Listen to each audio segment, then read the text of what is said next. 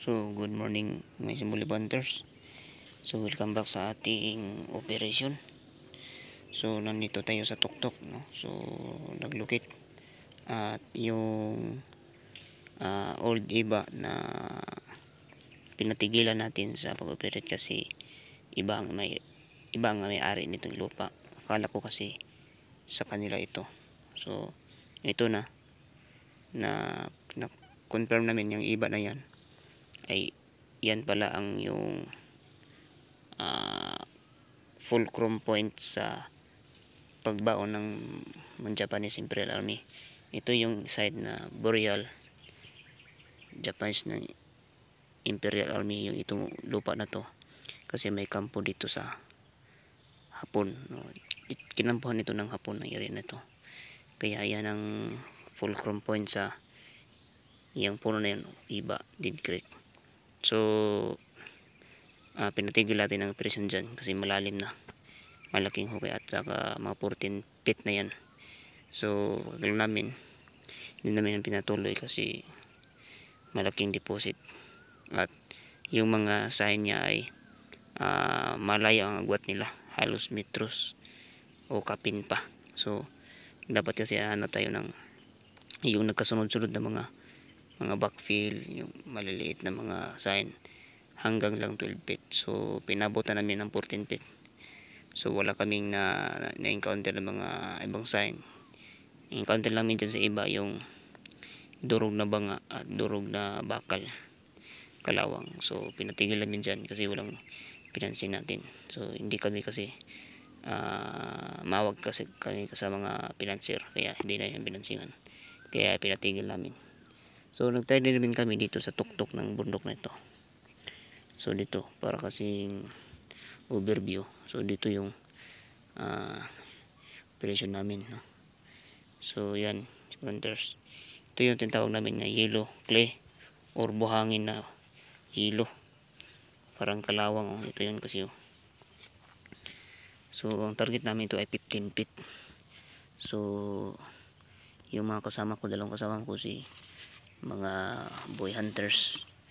So kasi dalawang araw lang sila, kaya umalis na sila kasi hindi na lang kaya ang araw na ibinigay sila kanila, kaya ako na lang siguro at maghanap ako ng ibang kasama na magpatuloy ng pagkukay kasi abutin pa namin ito ng 17 feet kasi ito yellow is cover or under pa nitong item o kaya mag drip. So paabotin ko ito ng 17 feet plan B. So yan, oh, mga parang yellow clay, kalawang o yellow na buhangin, bato-bato, merong mga shell, no, yan, mga yellow, mga parang kalawang.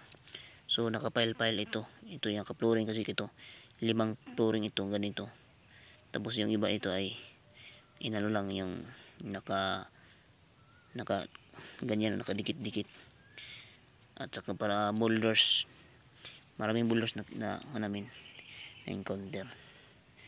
So ito na, yung hukay Miss Bunters, medyo 12 feet na to. So 12 feet na to Miss Bunters, yan, 12 feet na Bunters. Yan, so yan ang gilid na yan, kung makita nyo yan ay mga bato na yan na mga sinadyang lagyan ng chemical para mas matigas. Yan, o yan, kasi kaya minaliit kami ng butas para sa ilalim lang kami magpaganyan, at hindi naman ito ma-bar down kasi napakatigas. At saka lagyan namin ng takip sa ibabaw. So next week mag free gold hunting lang kami muna. So patigil namin ito, hinto lang muna at hanap ng financing sa sa sarili kasi Hindi pwede yung hukay lang ng hukay, wala naman tayong financing, kaya ang magawa natin ito ay stop muna. So yan o, yan ang mga kulay, yan mga kulay na ano, mga yellowish. So yan, so standby muna tayo sa ating operation. So dating operation ito yung hunters, ito yung parang muhon. Yan,